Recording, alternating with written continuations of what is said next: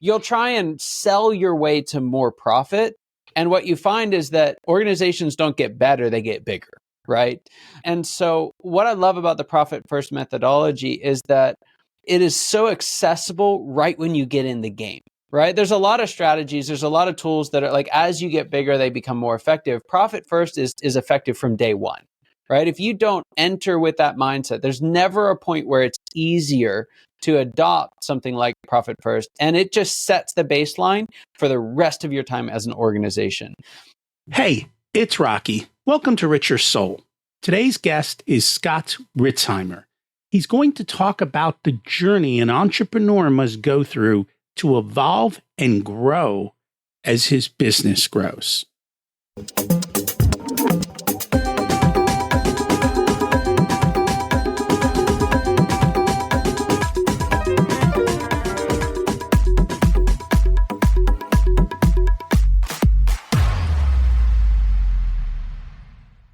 Imagine it's 12 months from now, and you've achieved your major life goals. How does it feel to be in the best shape of your life? To wake up energized, excited about the day? To have great relationships and friends who support you and propel you forward? How does it feel to have an excess of money? To be able to make the choices you want? To be fearless and open to trying new adventures? Imagine being connected to the universe and it providing everything you desire. It's possible over time, and your past does not dictate your future. The only thing holding you back from this vision is you. It's time to take control of our thoughts and use them to our advantage. Welcome to Richer Soul, where we achieve our dreams and bring balance to health, wealth, relationships, time, and spirituality. If you have not had a chance to listen to episodes 1 through 9, I encourage you to go back and listen to the framework behind Richer Soul and how to create the life of your dreams. You can also find all the show notes for this episode at richersoul.com. I'm not sure where this quote comes from. If you look at the people in your circle and don't get inspired to grow beyond yourself, you don't have a circle, you have a cage. You know, this is kind of shocking, but most people live in a cage. And I don't think they even know that they're in a cage. They're just perfectly content. I mean, if you think about an animal in the zoo, if they're fed and they're kept warm and everything's wonderful, in some senses they're happy, and in other senses they're quite depressed. We're going to be touching on this topic a lot in a variety of different episodes. Today, we're here to talk with Scott. You know, everyone thinks owning a business is a dream. Some people think buying a business is easy. The reality is it takes a certain skill set to own and run a business. And that skill set evolves at each different level of your company and your role. And if you're not evolving with each level, you're going to find yourself being unhappy and really struggling. These levels and journey, they're universal principles. They're very similar to life principles, and they can be applied there as well. Listen in and see what you can take and implement on your particular journey. Scott has helped 20,000 new business owners and nonprofits, and with his business partner has started and led their multi-million-dollar business through an exceptional and extended growth phase of over 10 years of double-digit growth, all before he turned 35. Today, he helps founders and CEOs identify and implement the one essential strategy they need right now to get them on the fast track to predictable success. Let's meet Scott. Welcome to Richer Soul, Scott Ritzheimer. It's great to have you join us today. Rocky, thanks so much for having me. I'm very excited about this conversation. As am I. I'm excited to learn from you. Let's start at the beginning. What was it like when you were growing up, and how much did your family and school teach you about money? So not a whole lot. I remember this is a slightly heartbreaking story, but I was told I took business math in high school. And the only reason I took business math was because I didn't want to take the pre-calc class because of the teacher who was teaching it. And I think he knew this because he pulled me aside one day the semester before when he realized what I had done. And he said, Mr. Ritzheimer, you are a waste of a beautiful mind. So that was my introduction to math and money. So I don't know the degree to which I lived up to that. But no, I would say money was a huge challenge in our home. My dad was blue collar, worked in the steel industry. Neither of my parents had college degrees. My mom was kind of in and out of work as we needed to make ends meet. And if you were to take what the one big stress point in our life was, it was pretty much always money. And as a kid, you don't really get that. You pick up on the stress. But as I was getting older and older and I start understanding the conversations a little bit more, money was kind of a bad thing. It just caused problems, right? And I don't know that I could articulate that at the time, but it was one of those things. It was just like a necessary evil in the background that was just second to everything else in life, and so really didn't learn a whole lot about it, and not a whole lot through school either. I slept through the math class, so that wasn't very helpful either. But fast forward a little bit, I went out to school. I actually accidentally dropped out of high school, and so I ended up at a college a year early.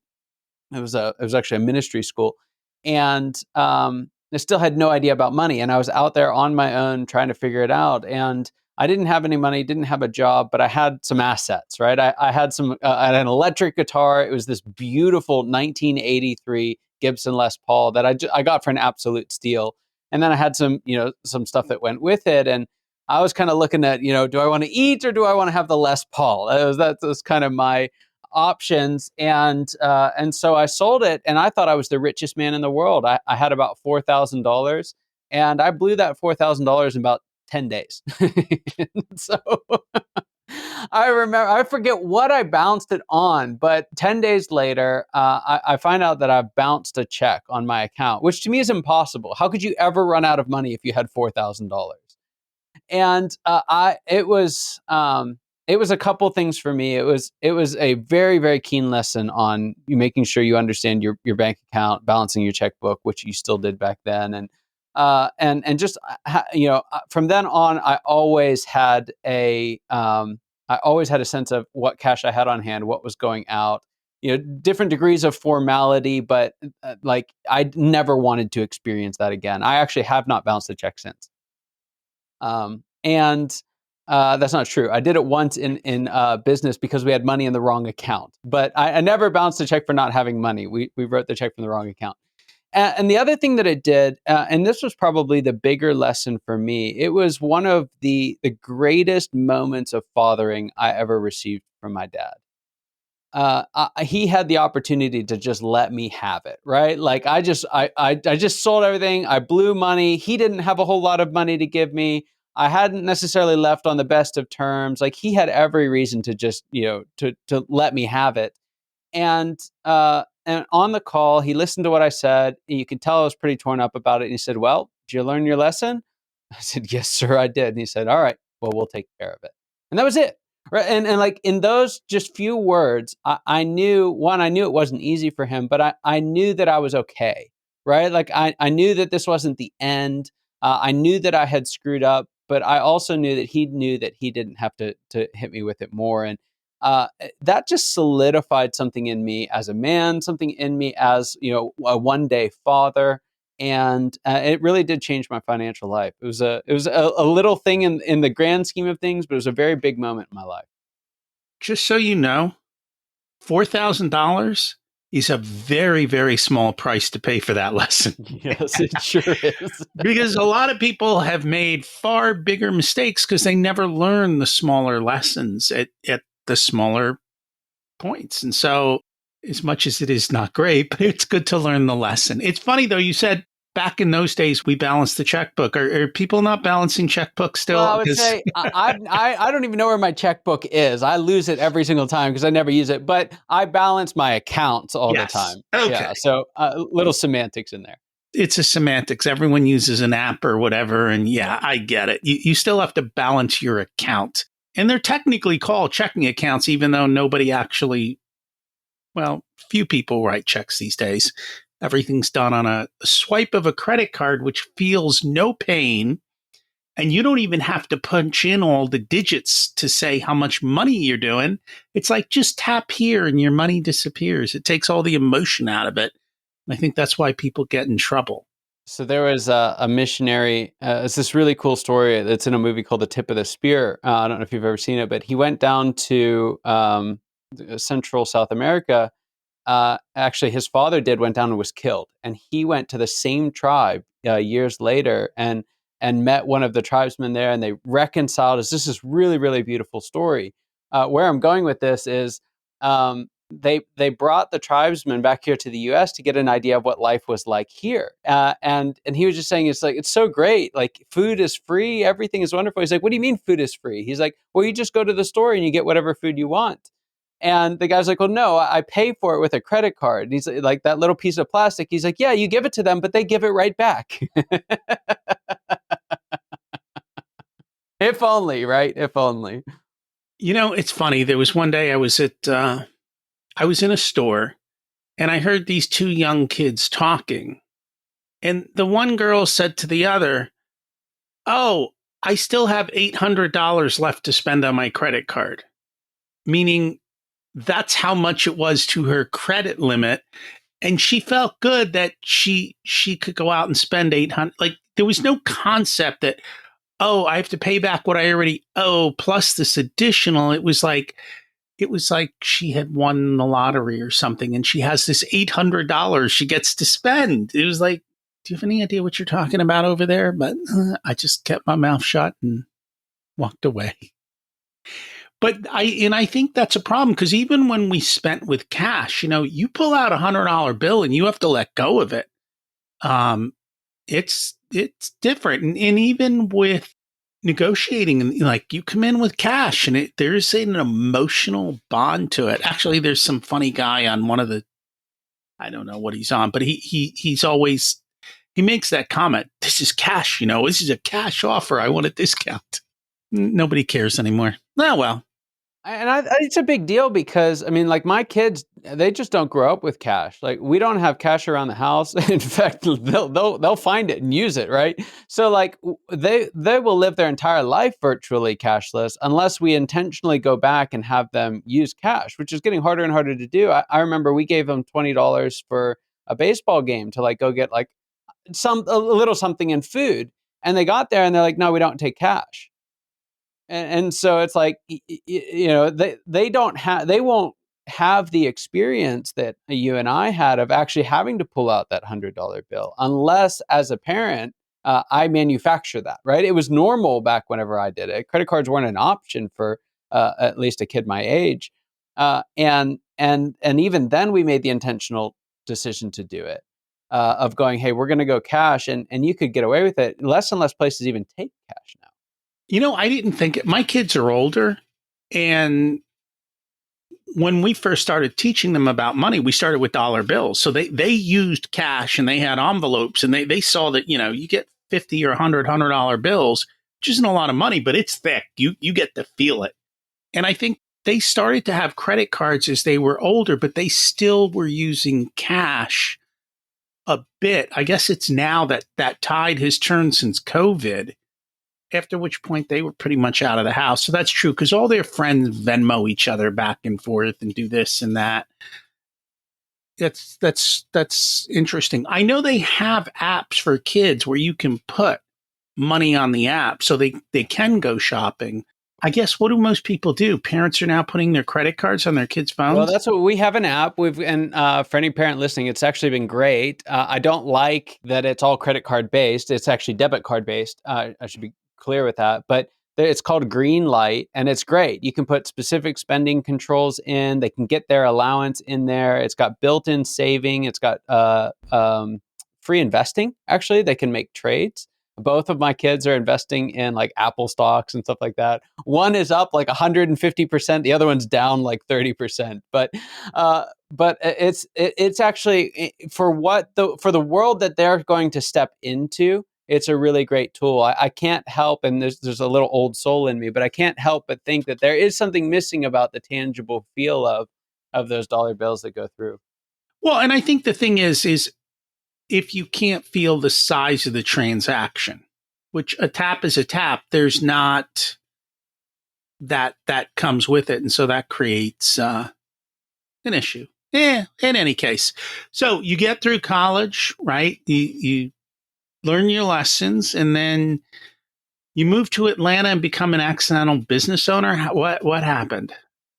I had gone to a ministry school, so I was actually in ministry when I made the move down to Atlanta, as was my wife, and we just kind of needed part-time jobs. That was the goal. We were going to finance we were going to provide the own finances for our ministry. And so got linked up with a guy who I met down here, and he had a small business that he owned, and he's like, "Yeah, I'll give you a job." And it gave me the flexibility I wanted. That was ultimately why I chose it. And fascinating thing happened. I started in January of '07, and he sold the company in March of '08. He owner financed the deal.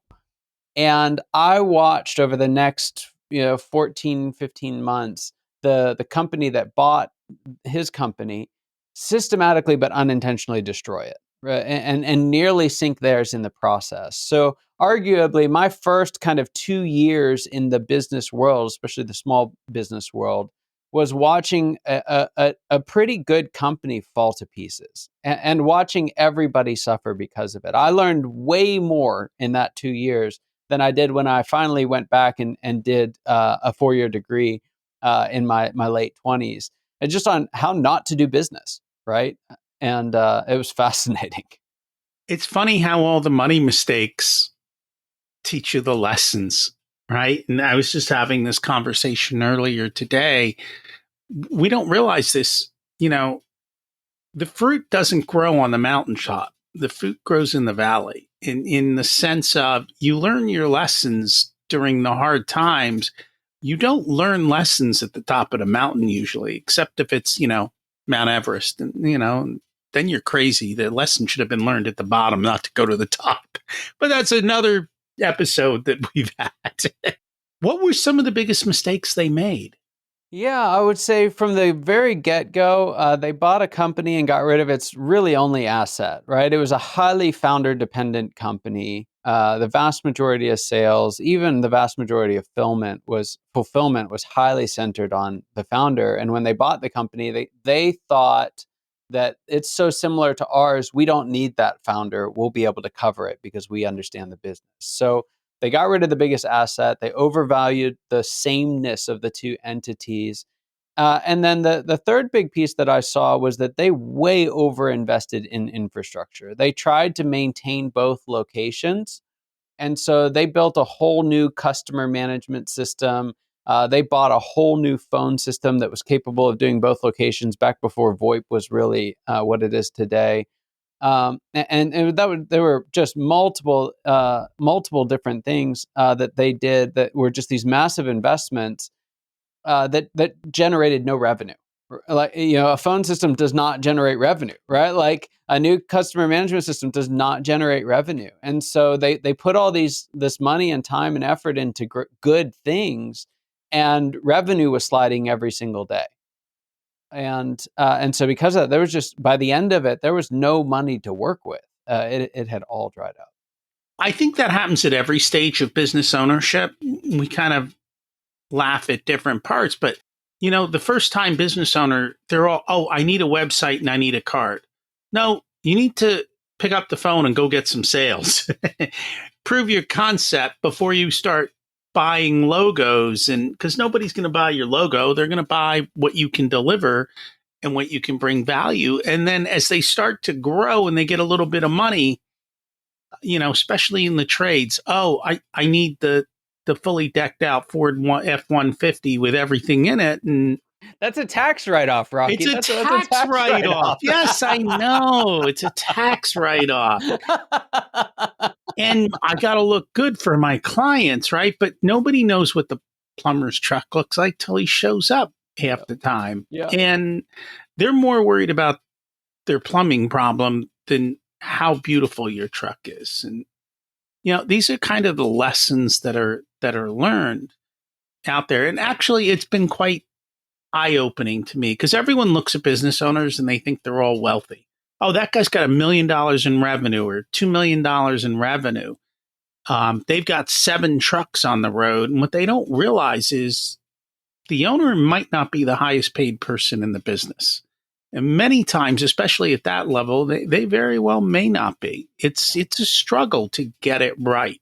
And we'll talk about how all those stages do. Before we do, I just kind of want to touch base because I love systems. And there's 2 that I know you're very familiar with. One is Profit First. The other is Traction. I just love to kind of get your thoughts on those because to me, they go together so well. Yeah, they do. And Profit First, you can run circles around me with the methodology. I think what it does is it sets the right baseline for organizations. Here's what happens in the early stages. You're trying to figure out what you're really trying to do is find your profitable, sustainable market. Really boring phrase, really important concept.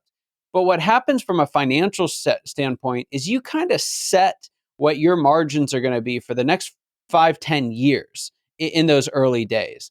And when you don't have an eye for profit, you will constantly have the expectation that 5% profit is okay, right? Or we'll get there when we get there. You'll try and sell your way to more profit. And what you find is that organizations don't get better, they get bigger, right? And so what I love about the Profit First methodology is that it is so accessible right when you get in the game, right? There's a lot of strategies, there's a lot of tools that are like, as you get bigger, they become more effective. Profit First is effective from day one, right? If you don't enter with that mindset, there's never a point where it's easier to adopt something like Profit First. And it just sets the baseline for the rest of your time as an organization. It's fascinating. I walk into organizations that are a couple stages later, and I'll have one that's 45% net margin. And they're really concerned about profitability falling, right? They're ultra concerned about it. And then I'll walk into some that are 4 or 5% net margin, and they don't care. They don't talk about profit at all, right? And what's happened is they got out of that early struggle, right? They got out of that early stage as an organization, and the sum of their decisions was about a 4 or 5% margin, and they've just assumed that the way I make more money is to sell more. And that 4 or 5% will always be 4 or 5%. I just want it to be a bigger 4 or 5%. And so it's fascinating. You'll get these just dramatic discrepancies in profitability, and it's rooted in some very, very lessons that are either learned or missed entirely. We're going to talk about those lessons later. Yeah, I think, and again, you can run circles around me in this space, especially with guests on your other podcast. But I would say we've talked about a couple of them already. One is if it doesn't create or save sales, don't do it. Or at least be highly, highly skeptical of it. So one of the things, it's half joking. One of the things I recommend for folks early on is, again, if it doesn't save or create or save sales, don't do it. The other one is you have to make sure you stay out of jail, right? So like paying your taxes doesn't create or save sales, but you got to make sure you pay the tax man, otherwise he will come. So as long as you're staying out of jail, as long as you're focusing on sales, again, I think the other piece that Profit First really brings to that is you can't just pour money into a sieve, right? You've got to build a business that's profitable. And I think that, again, especially once they've got access to it, I actually see folks do really well with that, especially with a system like Profit First. You can't spend your way to wealth. That's just the reality of it. And I think what I like about Profit First is it is a system and it works with other systems. And one of my other favorite systems is Traction, because Traction is all about working smarter, putting the right people in the right seats, and not having long, boring meetings, but having short, quick meetings that are highly focused, highly productive. And then you just get out and you do what you have to do. And I find that the two go together well. I'd love to hear your thoughts. Yeah, I agree completely. And one of the reasons why they're so complementary is that they address 2 really big issues, right? Because the truth of it is you can't actually save your way to business success either, right? You can't spend your way to success or wealth, but you can't save your way to your business. And a lot of times what happens, if folks, let's say they only implement profit first and then they start running, they'll hit another barrier. And they may not, it may not feel like it's one thing. It feels like it's 1,000 things. But what's happening is what an operating system like Traction does is it actually teaches you to make profitable decisions, right, ahead of time. It's kind of the difference between financial accounting and managerial accounting. And what a great operating system does is it starts to deal with some of the leading indicators, the leading drivers to profitability. It boosts accountability. It focuses you on execution. It limits the risk of going after tangential experiences, right? And all of that together creates, if it's used properly, can create a much more profitable organization. And that's true. And it gives you a more wider dashboard, because that's what I see with Profit First. People are like, okay, this is what I have to do, but how do I do it? And I think Traction helps to answer the question, how do you do it? So before we dig into your book, there's a story at the beginning of it that I loved, and it was so counterintuitive, and yet it's so true of business owners. And regardless of whether you own a business or not, I think even as an employee, you will get this, right? Would you mind sharing that? Yeah, so we're coming up as we're recording this. We're coming up on playoff season. I was raised in Pittsburgh, so I'm a big Steelers fan. They just squeaked into the playoffs, but it sets up our story here because let's kind of fast forward to the big game. We won't say the name because of copyright issues, but it's the championship game, right? And your team is you're losing. You're down by 4, but you are knocking on the door of the end zone. You're just a couple yards out. It is 4th down, couple seconds left, and you've got to go for a touchdown to win, right? You can't do it with a field goal. You got to get in. And this is like the moment when you're in sports. It feels like the moment you're made for, right? And you know exactly the play to call. It's a fake to the running back. Everyone's going to think it's a run up the middle, and what you're going to do is toss it to your star wide receiver in the corner of the end zone, and a play you've run thousands of times. You call the play, everything's set, and there's one really, really big difference between this time and many of those other times, and that is that you are not on the field. You're the coach on the sideline. And so, the play's about to start, and you recognize there's actually nothing left that you can do, right? It's down to how well you trained, how effective you called the play, and how well your people can execute on it, your players on the field. So you bated breath, right? No one is breathing. Everyone is just, what's going to happen? And so center hikes the ball, quarterback gets it, fakes the runoff. Defense collapses on the hole, and it's all working, right? It could not have gone better to this point. And your eyes kind of pan left to your wide receiver, and like horror of horrors, he got the play wrong. He's blocking instead of running his route. And so you've played the whole thing in a nanosecond through your mind. You know what's going to happen is the pass is going to go up and it's going to fall into the end of the end zone and no one's going to be there. So what do? You take off and you run faster than you have ever run in your life, right? And it's just the headset goes flying off, the clipboard gets flung out of the way. You're plowing through assistant coaches and like they're going to study the physics on this for years because there's no way that you could really make it there. But somehow, some Herculean effort, you get all the way to the corner of the end zone just in time to make the diving catch, get both feet in bounds. And what would have been a celebration, you're expecting the crowd to go wild. And instead, what happens? Silence, right? You could hear a pin drop because everyone's sitting there thinking, what just happened? And instead of the celebration that you're expecting, the only thing that's happening is men in black and white stripes are running your way, throwing little yellow things at you. And what would have been the catch of the century is now it's a penalty, right? It's a personal foul. It's all kinds of things have gone wrong with it.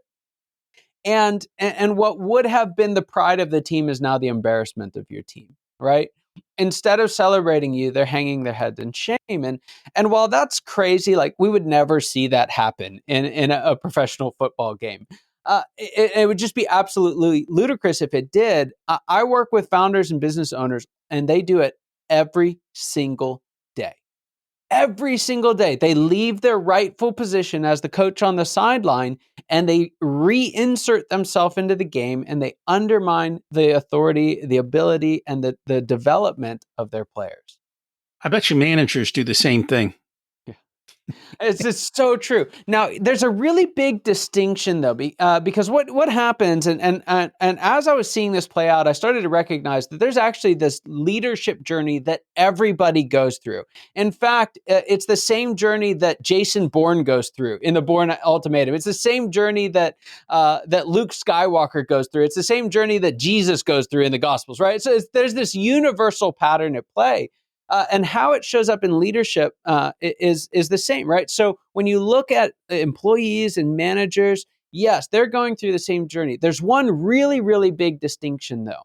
When you do this as an employee, most of the time, your title or your pay or your authority changes at each stage. There's 7 different stages, and there's something to demarcate that it has changed, right? You used to be a frontline worker, now you're a frontline supervisor. And let's be honest, folks still struggle with that difference, right? Because it's different. It's a different skill set to go and do it yourself than it is to get other people to do it. For founders, there's no external factor that causes the stage to change or indicates that the stage does change, right? Case in point. So we talked about business cards, those useless things that we print before anyone ever cares about them. What does the very first business card say? Maybe even before they've started. It says founder and CEO, right? Founder and CEO. It's on every business card, when we come out of the gate. The reality of it is you won't actually step into a CEO seat until 5 stages later. And so what that means is that before you really get to that actual where you spend the bulk of your time as a CEO, there are 5 distinct stage changes that happen, but your title doesn't change once. Interesting. We're going to dig into those. Before we do, what inspired you to write the book, The Founder's Evolution? So a lot of the work that I do is around a similar concept that has to do with stages for businesses. And as I was walking these stages through businesses, I realized that the reason why they weren't progressing, if they were getting stuck, had very little to do with the organization. And it had almost everything to do with the person at the proverbial top, if you will. It had everything to do with the founder. The truth is that your business cannot outgrow you, not for any extended period of time.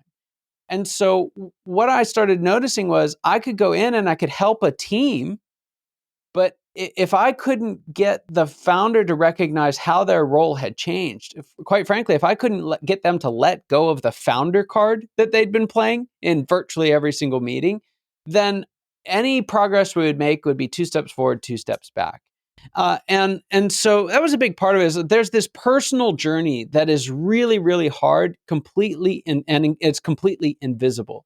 The second part of it was relatively early in my career, I had the opportunity of helping start a lot of organizations, both for-profits and nonprofits. There's around 20,000 of them that my team and I helped launch. And in doing something that many times, in seeing that many different stories of both success and failure, I started to recognize that there's really just one story the whole way. And what happens, what drives success or failure was the degree to which we understood that story and understood our role in that story and how that role changes distinctly over time. Which reminds me, what got you here won't get you there, right? That's literally the statement, and it's something that people think, oh, I got to do more of what got me here.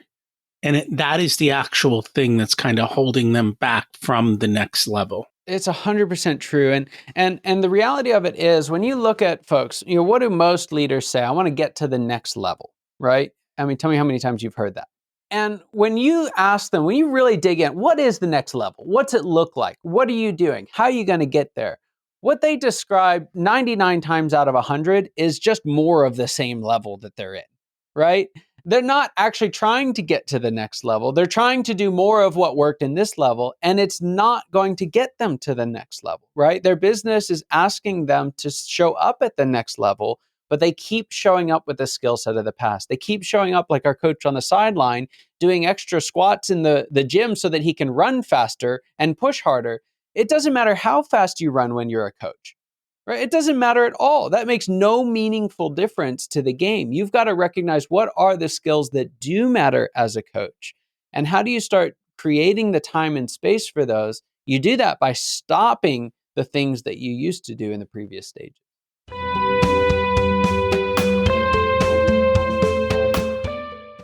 Today's episode is sponsored by Profit Answer Man Podcast. Did you know that most small business owners hate looking at their financials? It's one reason they may struggle with business success. The Profit Answer Man podcast helps them ensure they are profitable and can pay their employees and weather the storms we all have to face. It's built on the Profit First methodology of pay yourself first. The Profit Answer Man podcast is a must listen to for every small business owner and anyone who wants to help them survive and thrive. Check it out on your favorite listening platform.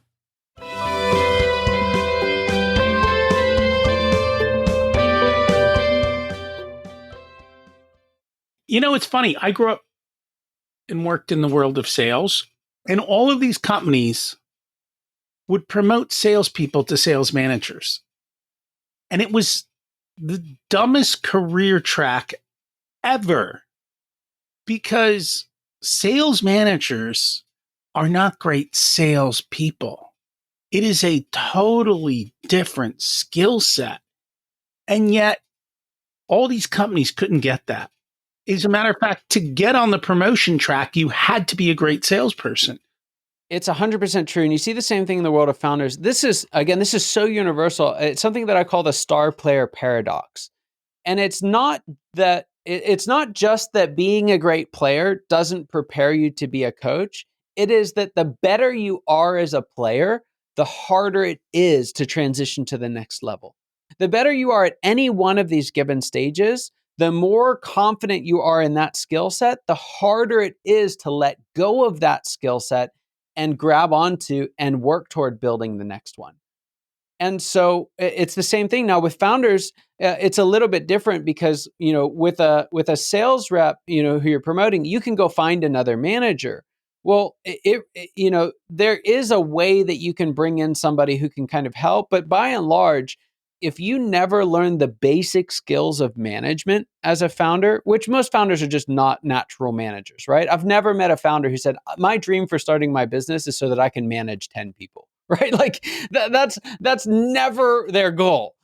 And so we'll just be honest with, and you do not have to be the best manager in the world, right? You do not have to be, you don't have to love every bit of management, but you can't just abdicate management of your small business. You can't just hand it to someone else. And Gerber in eMyth really lays out why that is. And everything from they can walk off with your business, right? If they're doing all the management and all the work, they can leave with it. But a level deeper than that is if you never learn the basic skills, how are you ever going to hold someone else accountable for it? With something as material as managing your employees in your business, you've got to do the work, and make the leap to becoming a manager. And again, this is something that is just universal. It happens so often that I've actually named this stage. The name of stage 3 in the process, right after a startup entrepreneur, is the reluctant manager, right? Because we're sitting there, and you can tell if you're in this stage. Anyone listening, you're wondering, man, am I there or not? If you wake up in the morning and you ask yourself the question, what is wrong with these people, right?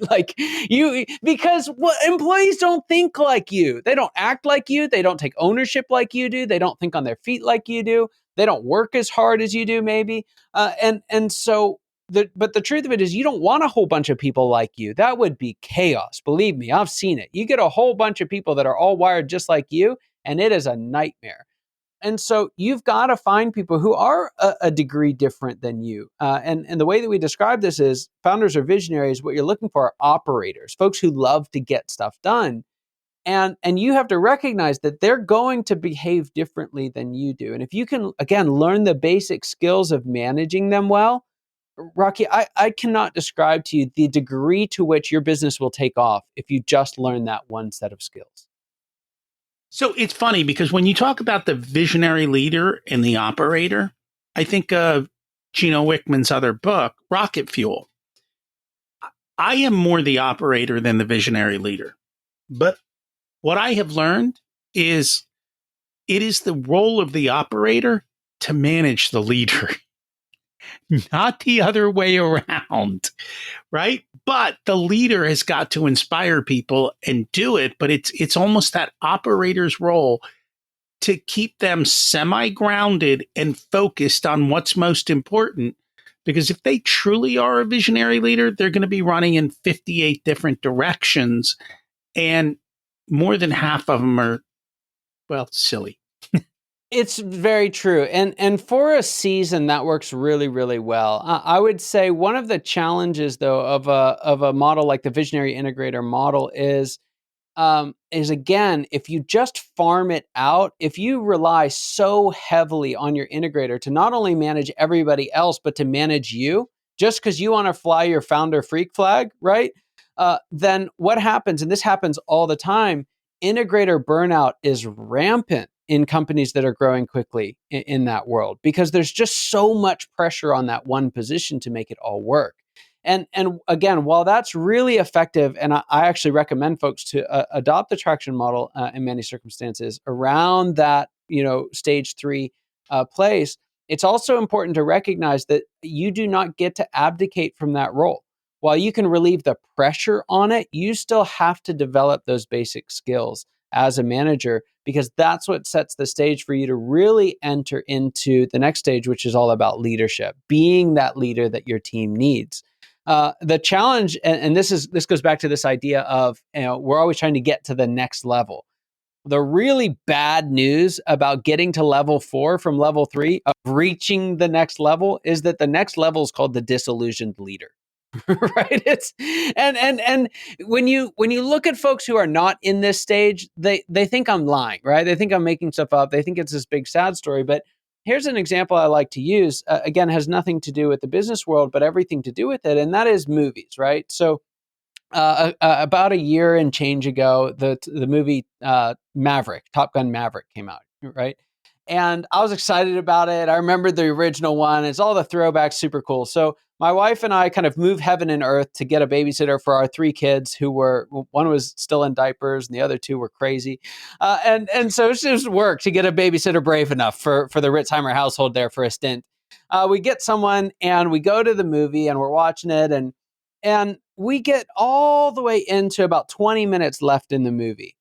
And we get a call from the babysitter, SOS, you've got to come, right? Like the wheels are falling off the bus. So I didn't see the last 20 minutes of Top Gear Maverick for about I just watched it like a couple weeks ago. So it was like a year and a half of, and if you stop that movie about 20 minutes before the end, it is downright depressing. I mean, Tom Cruise has gotten shot down, I think 3 times. Like everything that can go wrong has gone wrong. There's relational difficulty. It doesn't seem like it's going to happen.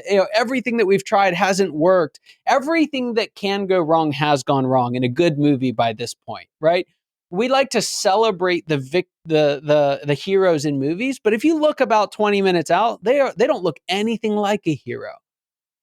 It's not until that last 20 minutes, right? That denouement, that there's this pivot point that happens. They overcome this big challenge, and that's when you see the real hero come out.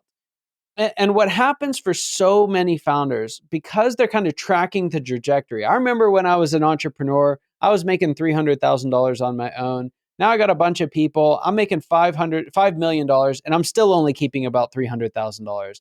And I've got all these problems. I thought a $5 million business was going to be amazing. I realize it's just bigger. It's not actually better. I've got people problems all over the place. I'm going to have to fire my best friend. Like, it's just, they see the trajectory, right? It's like every step that my organization gets bigger, my world seems to get smaller, right? And I'm talking about inside the organization. I'm really talking about inside the founder. This is a very internal issue that's happening.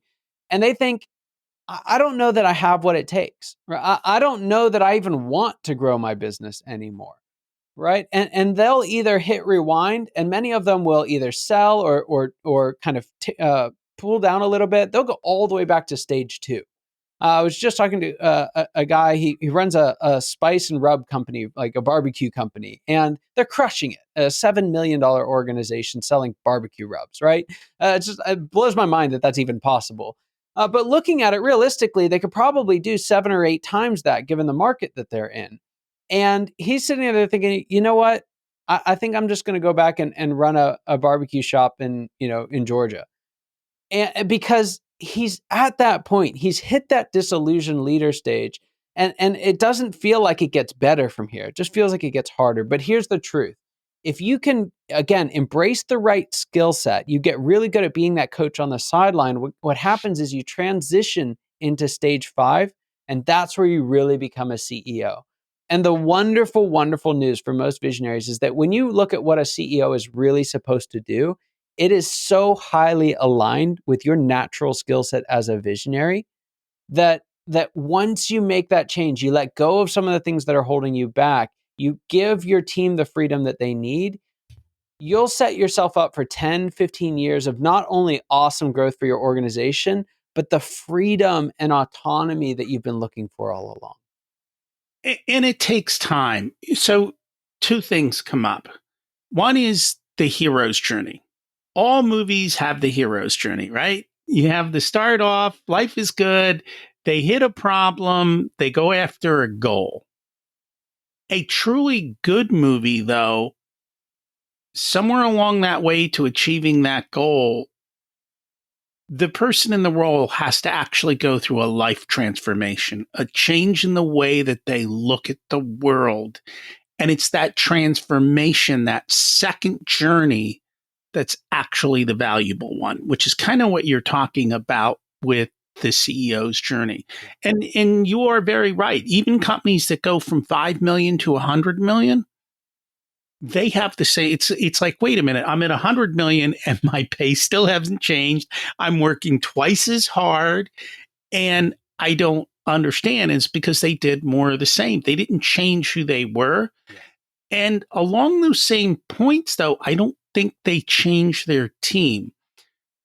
We had Mark Moses on, who I think his book is Go Bigger or something, but he's like, if you look at the pictures in my book, as we took these companies from 10 to 100 million, you will notice the only person that hasn't changed in the picture is that founder owner. Everyone else around them has to change because more often they don't grow or they are special at a certain thing.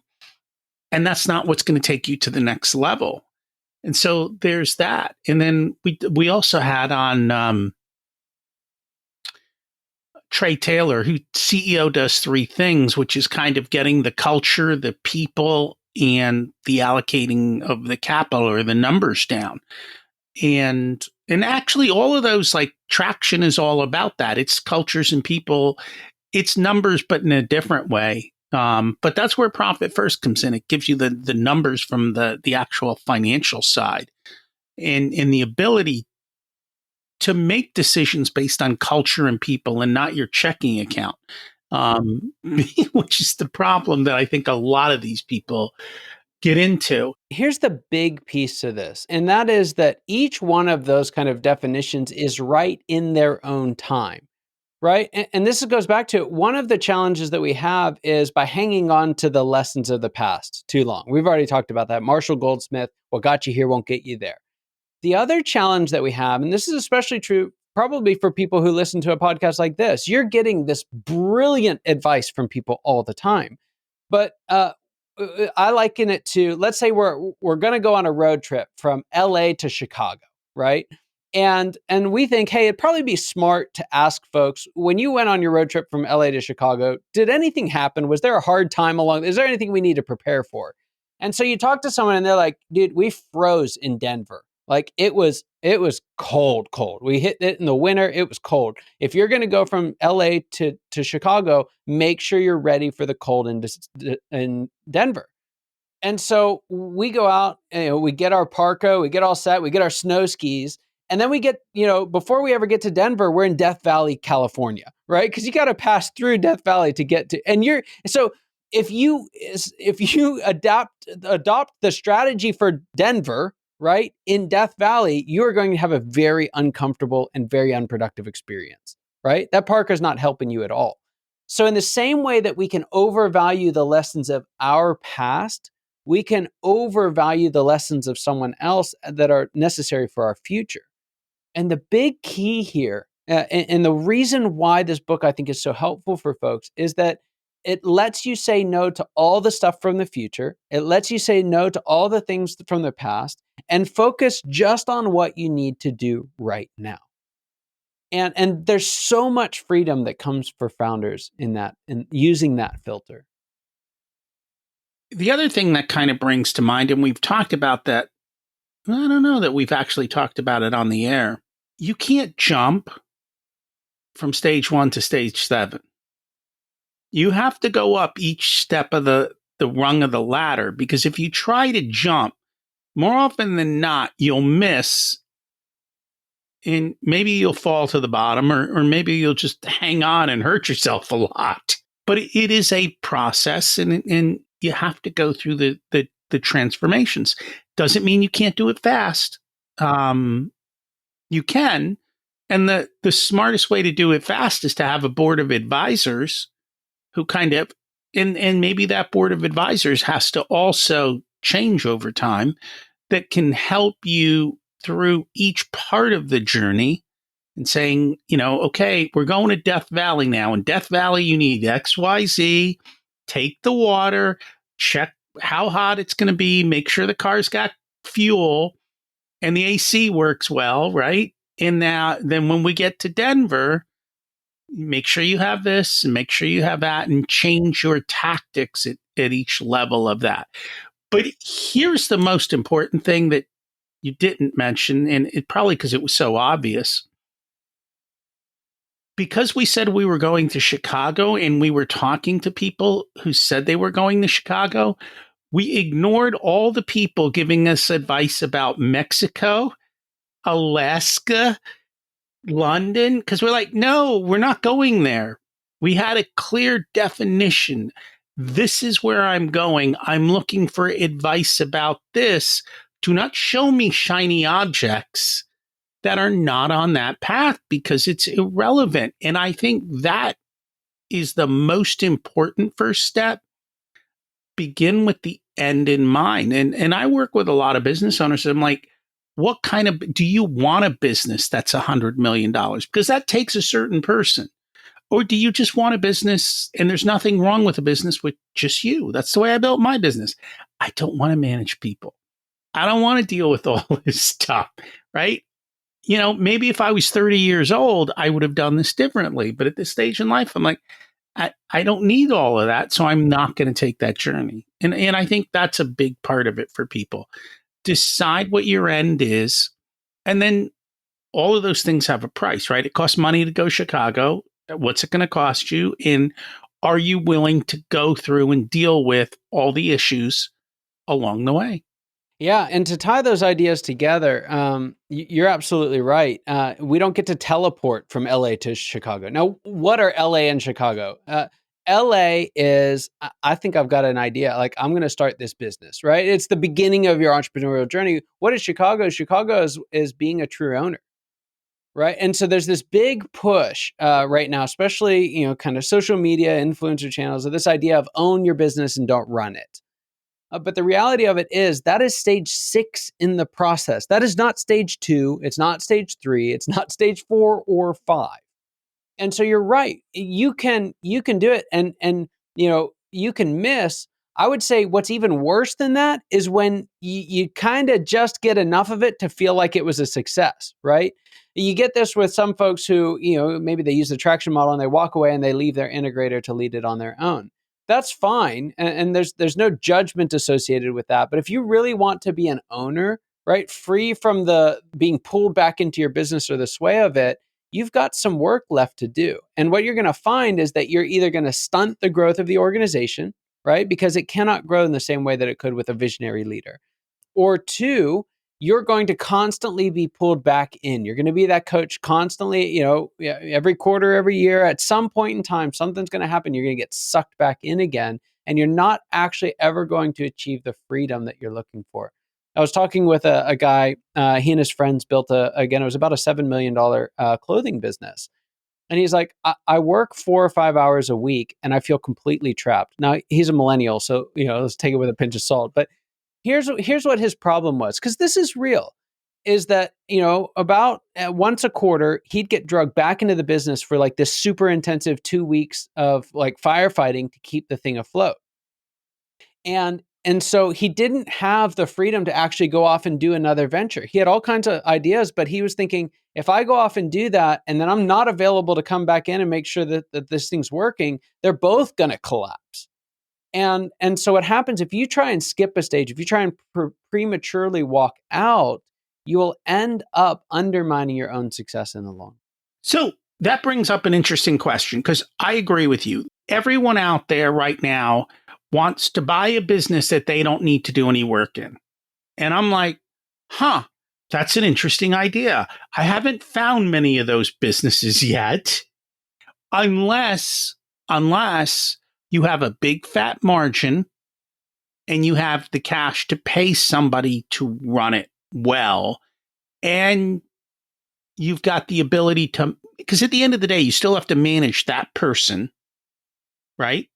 And if they leave, you better have a backup plan. How many businesses can truly be managed by an owner, and I'll call it in the sub $10 million range? Because I think it's hard. Yeah, it's a myth. You'll have lots of people who say that they can, and it just does not match reality. It really does not. I mean, my response to you is, if you want to own a company and not run it, and you don't want to do the work of building it to a place where it's ready, go buy stocks, right? That's owning and not running a company. You've got a great opportunity for it. And if you think that you can do 30% margins like that, when in fact you're going to get, 5 to 15% in the stock market, you're just wrong, right? If it has that little risk and that little responsibility from you, and it's going to be in the same category. So I would say, we can get stuck a little bit because the numbers do vary by industry, but I would say 100% of companies that you try and own before you get to stage 5 and do the work of becoming a true owner in stage 6, 100% of them are going to pull you back in one way, shape, or form. I don't disagree with you. I think the two things to keep in mind is, if you come in and buy a company and somebody else is running it and it's highly profitable, one of two things is going to happen. Either they're going to wise up and go, why do I need the owner? Right? Or B, everyone's going to go, oh, look over there. Scott's making lots of money. Let's all go compete with Scott because he's not paying attention.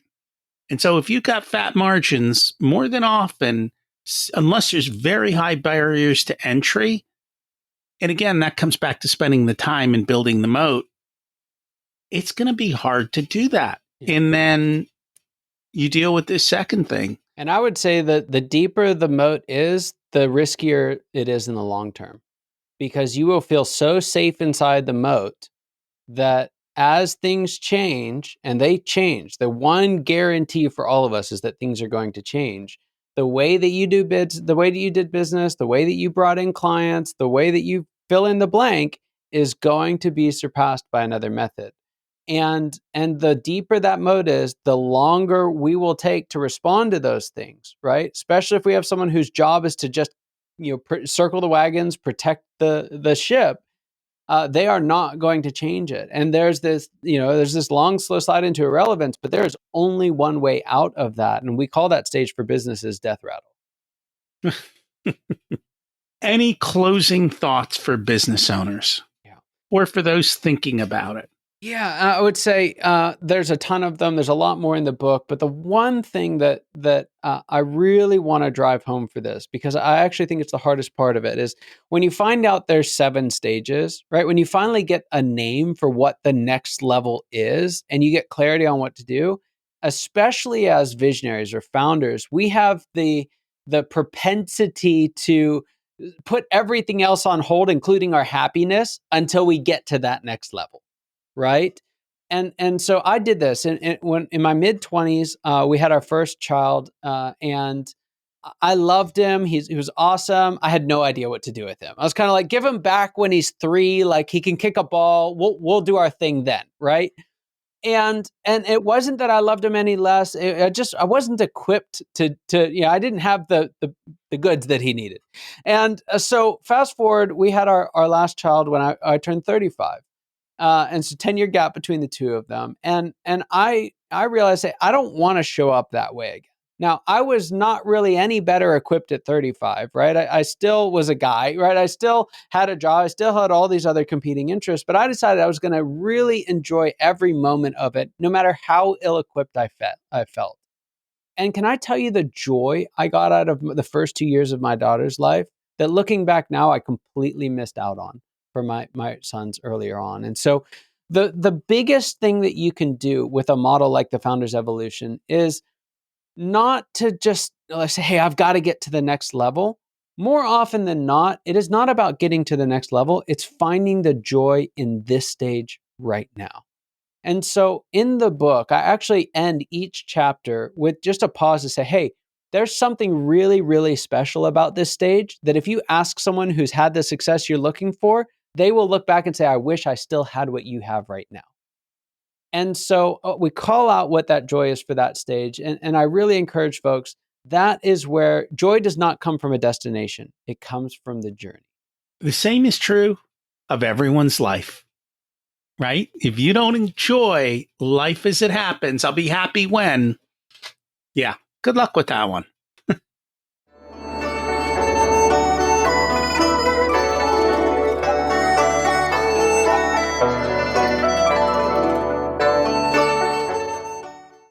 It's time to learn the secrets of life. What's your secret to living an abundant life? Yeah, a secret to an abundant life is, again, it's to find the joy that's available right here, right now, in this conversation, right? I can think about all the things. There's a scripture that says, who cares about what do you know about tomorrow? There's not one thing I can do to make tomorrow happen, but the most powerful version of me is the me right here in this moment, not the future me, not the past me, present me. And in our distracted world, it's so hard to be present. I know I struggle with it. What did you learn later in life that you wish you would have learned sooner? Yeah, it goes back to that savoring the moment. But I think what it really comes back to is I thought I had to do all the things myself, and I thought I had to do all the things at the same time, right? If I were to sum it up, to do this journey alone is to do it in a long time, right? We talked about you cannot skip a stage. You can make stages go much, much faster, particularly the problematic ones. And I undervalued the contribution of bringing in wise advisors. You talked about a board of advisors earlier. I undervalued the gift that those people can bring to my life. What I find is it's hard to put a dollar amount on that because you really can't see the value and it's not necessarily tied to a specific somewhere. And so it makes that decision, I think, hard to figure out the ROI on. Yeah, it does. If you were to give an 18-year-old one specific piece of wisdom, what would it be? An 18-year-old, marry the right person.